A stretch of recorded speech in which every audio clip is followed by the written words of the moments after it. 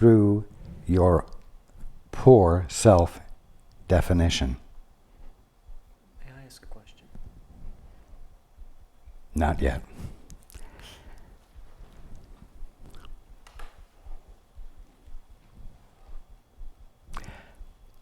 You say the other one is responsible. The other one behaved poorly. He behaved poorly and attacked me for no reason.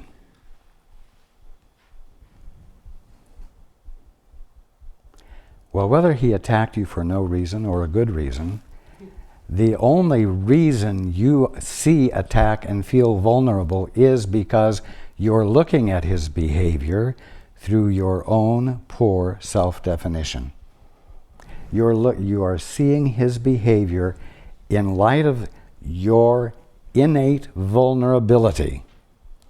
The fact that you are delicate, that you are not strong, that as a result you are not confident and you are fearful. And why? Why is this the way you see yourself? Because you have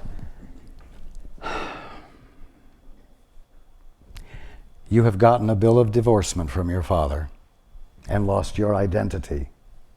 You have forgotten who you are, and that's why you are afraid.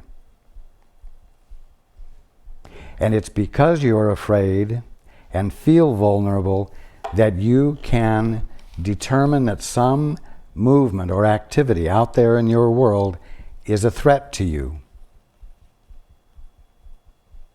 And that's what's causing the mistake in your perception. That's what needs to be corrected. The behavior of another out there may be inappropriate, but the fact that you see it as a threat and feel vulnerable to it is because you believe the definition you've given yourself, that being that you exist independently as an independent authorizer, as something existing on its own, in its own right. And as we've said before, the moment you've disowned your father, you've lost your identity, and everything that follows will be an illusion. Will be a total misperception on your part.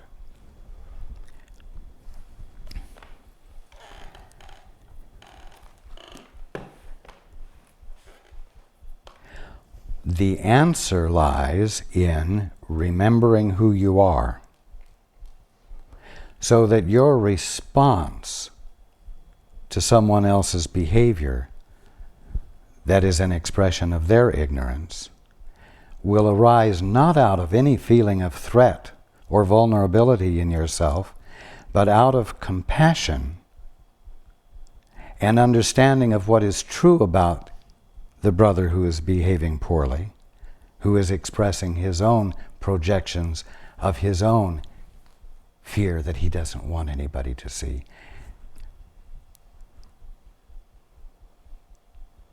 The only way for you to be able to bring correction to this situation is when you are looking at your brother from the place of excellence in you, your connectedness with your source, so that your response is not a reaction that says to your brother, you're getting out of line, you are not behaving according to the mutually agreed upon definitions, you are at fault, you should feel sorry, you should feel vulnerable, you should feel bad. Get back in the box, get back in the crab barrel. Begin to act like a proper ego. Get in line with the mutually agreed upon definitions so that you're not causing so much distress to the rest of us vulnerable ones. You see, it says to that one, your inappropriate behavior based upon your vulnerability, your feeling of vulnerability, is too threatening to my feeling of vulnerability, but I'm not going to let you know that. I'm going to stand up here and I'm going to speak with some force and some authority and not let you know that I'm afraid, but I am going to put you in your place through the use of guilt and the threat of uncovering the fear you're experiencing. But I won't uncover that fear if you will behave better, if you will stop doing this thing that's just plain old wrong. And what you mean is, it just plain old uncovers the fear that you're experiencing that you don't want to have exposed. You see?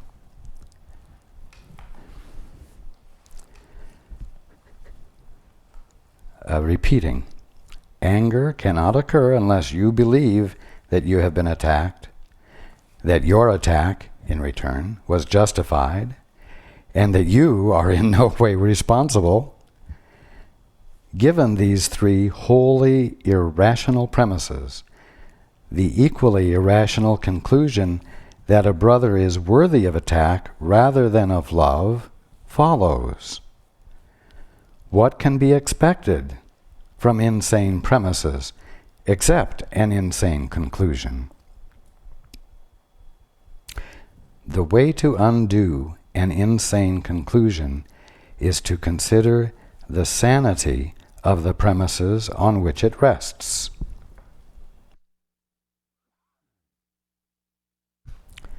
You cannot be attacked. Truly. As the divine one that you are, you cannot be attacked. You're not only not available for attack, you're not in a context where attack can happen. And because you are invulnerable, because of what you divinely are, any attempt of attack that might be directed at you would be, to you, nonsensical. You wouldn't see it as threatening in any way. It might even be humorous to you. But because you see that it's not attack, but a call for love, an expression of distress on the part of the one attempting to attack you, then you're in a position to respond compassionately to that hurt in your brother or sister, addressing it and healing it so that that one relaxes, comes into his natural state of peace, and finds no justification for engaging in this nonsense of attack. Again, you cannot be attacked.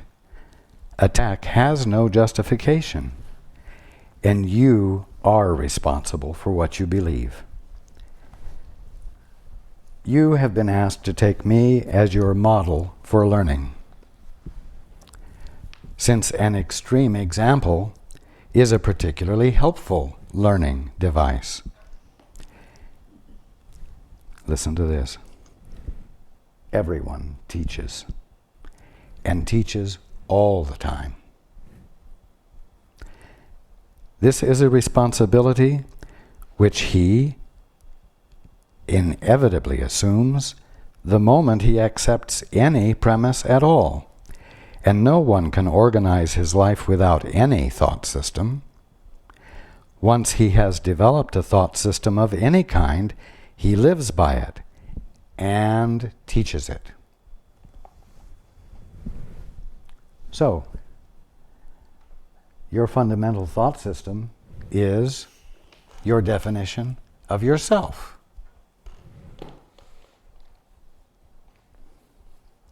Your fundamental thought system is your definition of yourself. And however you perceive yourself to be, you will project.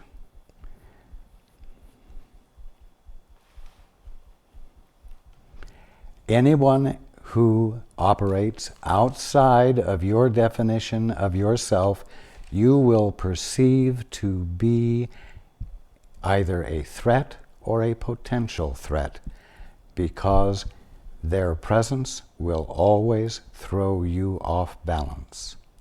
It will always be upsetting to the definition of yourself that you have.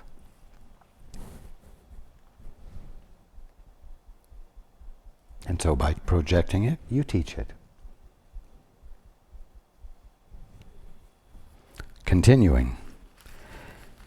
You have been chosen to teach the atonement precisely because you have been extreme examples of allegiance to your thought systems, and therefore have developed the capacity for allegiance. Now, it could be argued that this statement was being made specifically to Helen and Bill, but this applies to every single one of you. There isn't anyone, whether they've read the Course or not, whether they have embarked on a spiritual path or not, there is no one who does not have a thought system that they give complete allegiance to. And the thought system that everyone is giving their complete allegiance to is their definition of themselves. And you give complete allegiance to it because you believe that it's your means of self-protection. And you think you need self-protection. Why? Because you got this bill of divorcement from your father and lost your identity. At least you imagine that you got a bill of divorcement, and you are acting as though you've succeeded at being divorced, and that you have no father, and you are an individuality in your own right. Now, you may think it's strange to say that somewhere along the line you got a bill of divorcement from your father, especially if you aren't a Christian, especially if you don't believe in God. But if you think you're an independent thinker, you're wrong. And all of you do think that you're an independent thinker.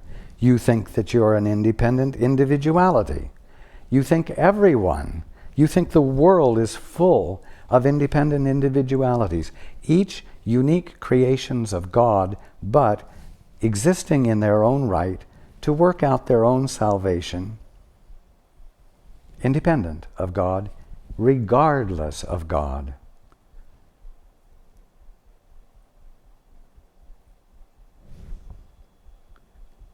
Now, the fact is that you didn't create yourselves, and you're not the source of your existence, and therefore you do have a source, and therefore you're not independent. And therefore you're not here on your own, and the way you are defining yourself is wrong. It's a mistake. And everything built on that mistake will be an embellishment of that mistake. And if all of you are behaving on the basis of a mistake, then you have 10 billion mistakes in process. And you are all cooperating with each other and melding those mistakes into a humongous ball of confusion. And then you all think that you've got to work together to bring order to this confusion, because you know what? Somewhere in you remember that order is appropriate and order is desirable. And of course the order that you're remembering is the divine order of being. But you are wanting to try to bring it back into existence in the context of a fundamental, uncorrected mistake about who you are. Is this making sense?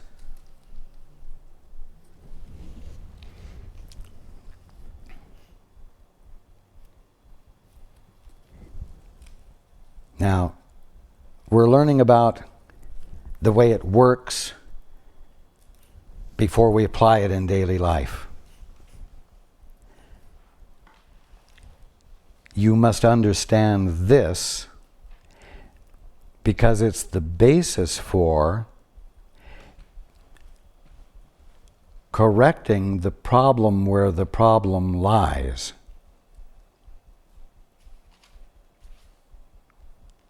Not in a problem that is a result of the basic problem, or a 10th generation problem that stemmed from the basic problem.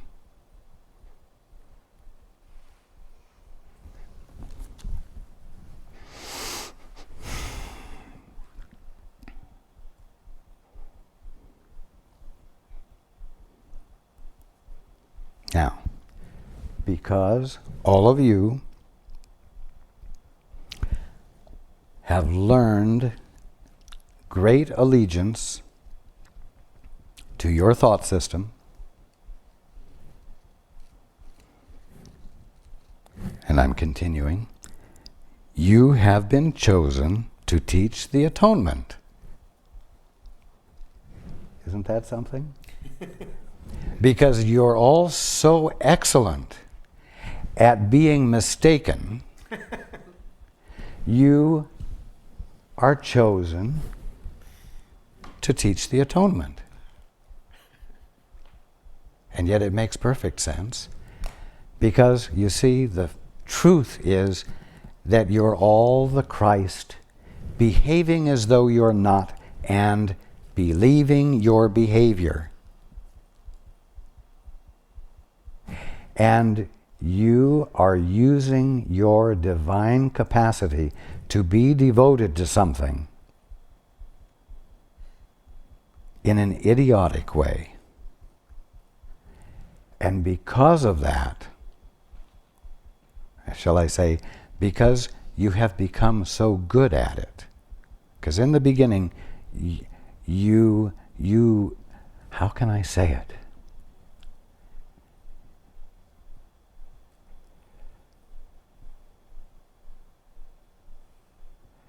Your attempts to be idiotic were so awkward because they were so unnatural to you that the results were amazingly awful.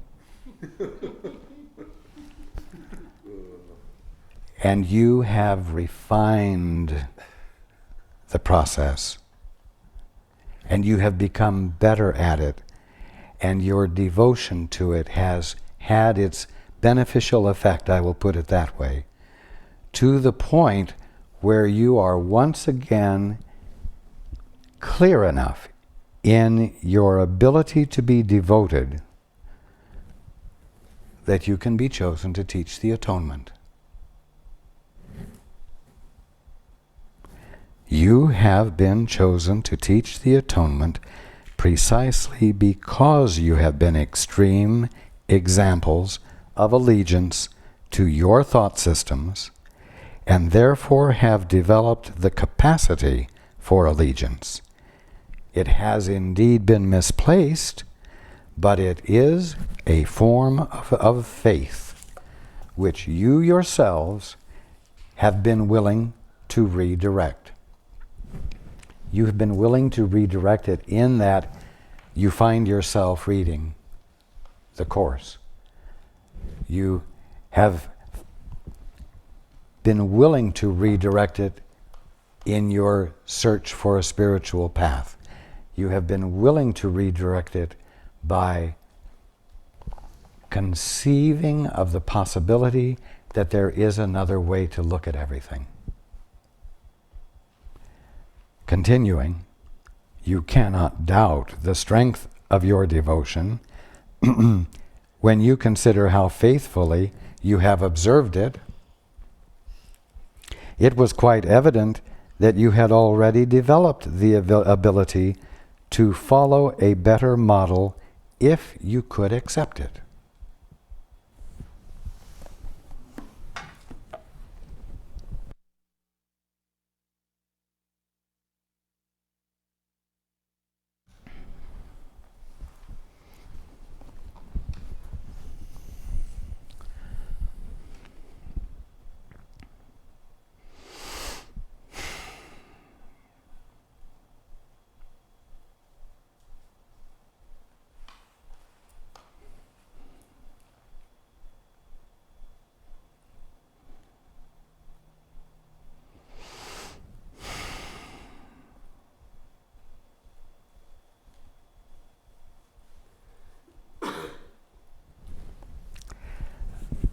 The next section is entitled The Message of the Crucifixion. For teaching purposes, let us consider the crucifixion again. We have not dwelt on it before because of its fearful connotations. The only emphasis we laid upon it was that it was not a form of punishment. Nothing, however, can be really explained in negative terms only. There is a positive interpretation of the crucifixion which is wholly devoid of fear and therefore wholly benign in what it teaches. You hear that? Whatever is wholly devoid of fear is wholly benign in what it teaches. Remember that you're always teaching. And what you have been teaching for lifetimes is the definition of yourself, which is that you're an independent, authoritative, self-authorizing presence with no source other than the presence that you are. That's what you've been teaching. That's what you've been cramming down everyone's throats. And that's what everyone else has been cramming down your throats. And you have been mutually reinforcing that illusion and causing everything else that follows to be a misperception of what's real.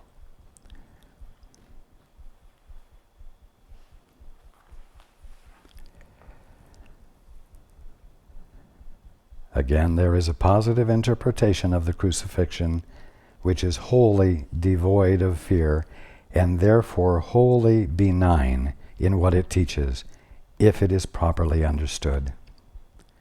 The crucifixion is nothing more than an extreme example. Its value, like the value of any teaching device, lies solely in the kind of learning it facilitates. It can be and has been misunderstood. This is only because the fearful are apt to perceive fearfully.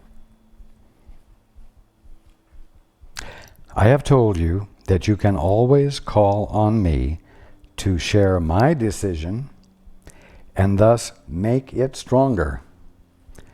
I also told you that the crucifixion was the last foolish journey that the sonship need take, and that it should mean release from fear to anyone who understands it. While we emphasized only the resurrection before, the purpose of the crucifixion and how it actually led to the resurrection was not clarified at that time. Nevertheless, it has a definite contribution to make to your own lives, and if you will consider it without fear, it will help you understand your own role as teachers. Now, some of you might not be looking at the crucifixion with fear, but many of you have been educated to believe that you all played a part in the crucifixion, and that you all are, in some respect, guilty, even if it's only guilty by association with all the other sinners in the world, going right back to the time where the crucifixion occurred.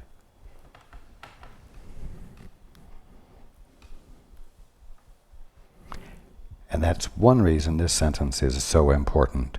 Again, nevertheless, it has a definite contribution to make to your own lives, and if you will consider it without fear, it will help you understand your role, your own role as teachers. You have reacted for years as if you were being crucified. This is a marked tendency of the separated ones who always refuse to consider what they have done to themselves.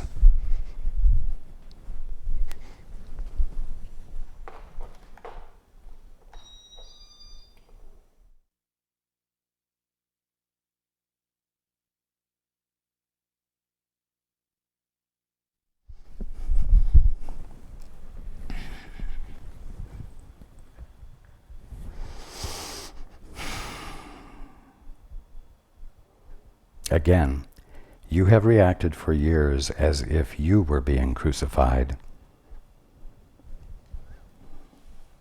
You know, like the Jewish mother, you'll be the death of me yet.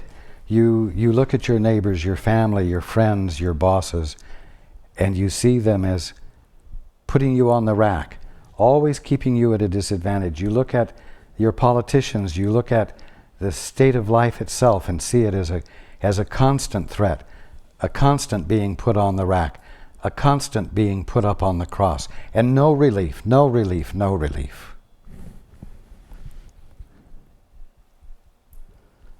This is a marked tendency of the separated ones, who always refuse to consider what they have done to themselves. And so you say, I didn't do anything to myself. Yes, you got a bill of divorcement from your father. You forgot your identity in the pleasure of trying to establish it for yourself, made up out of your own ideas of what you would like, as opposed to what anyone else would like. Yes, you did it to yourselves by saying, I am an independent being. And as long as you believe that, and as long as you are convinced of it, and as long as you are committed to it, you are today doing this to yourself. You see? No one else is doing it to you. And that's the one fundamental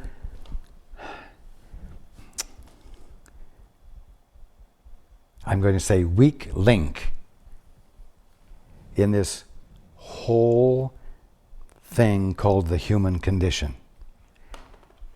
It's the one weak link which, if you will address it and abandon it entirely, it's the one thing that will cause you to spontaneously wake up instead of trying to fix your brothers and fix everyone else before you've gotten rid of that one fundamental mistake that causes anything that follows to be mistaken also.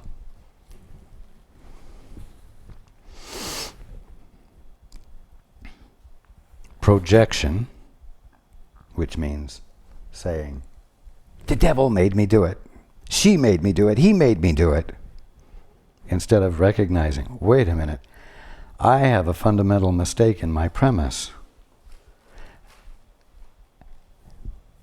I better take care of that first before I determine what someone else is or isn't doing.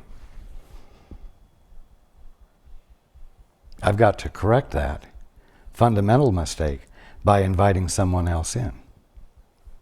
The Father. That place of excellence in me that is the Holy Spirit, which is devoted to the Father. Or that in me which is real, which is forever devoted to the clear experience of the truth about all of reality.